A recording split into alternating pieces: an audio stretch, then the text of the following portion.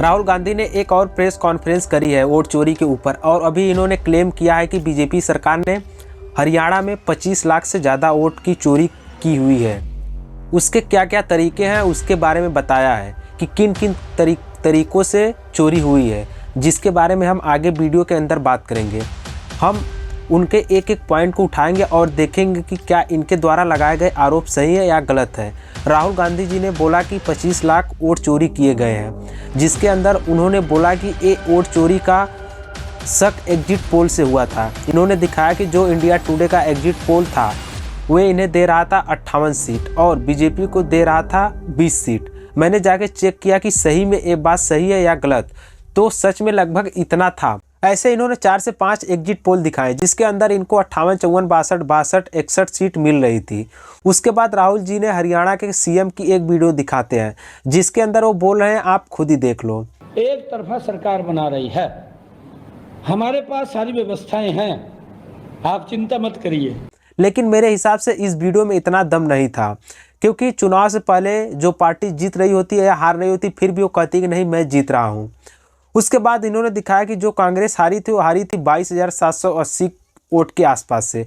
उसके बाद इन्होंने दिखाया कि जो कांग्रेस को टोटल वोट मिले थे लगभग 54 लाख के आसपास और बीजेपी को मिले थे 55 लाख और जो बीच में वोट का गैप था वो लमसम 1 लाख के आसपास था। ये जो गैप था ये क्रिएट कैसे हुआ और कैसे फेक वोटर लाए गए थे, उसके ऊपर भी इन्होंने एक्सप्लेनेशन देनी शुरू करी। उन्होंने एक लड़की की फ़ोटो दिखाई जो ब्राज़ील के अंदर एक मॉडल है, ब्राज़ीलियन मॉडल अनीता ने हरियाणा में 22 बार वोट किया, नाम बदलकर सीमा स्वीटी सरस्वती। और राहुल गांधी ने क्लेम किया कि इन्होंने 22 बार 10 अलग अलग बूथ के ऊपर वोटिंग करी है। अभी होता क्या है, ये जो वोटर्स की लिस्ट आपके पास निकल के आती है ना, आपके पास ये डाटा नहीं होता है किसने वोट करा किसने वोट नहीं करा। आपके पास बस ये डाटा होता है कि कौन कौन से लोग वोटिंग के लिए एलिजिबल थे। बट अभी इन्होंने कोई भी वोट किया है या नहीं किया है उसके ऊपर मैं कोई कमेंट नहीं कर सकता। इस लड़की का 22 बार इनका नाम लिया गया था और वो भी 10 डिफरेंट बूथ के ऊपर। और ये जो सारा का सारा डाटा दिखाया गया है ये इलेक्शन कमीशन से लेके ही दिखाया गया है। कांग्रेस ने इस डाटा को कोई भी फेरबदल या एडिट नहीं किया, ये उनका बोलना है, मेरा बोलना नहीं है। उनके अकॉर्डिंग 22 लाख फेक वोटर्स हैं। हरियाणा के अंदर 2 करोड़ लोग वोट डालते हैं। अगर 25 लाख वोटिंग फेक है ना, तो हर 8 में से 1 आदमी फेक वोट डाल रहा है।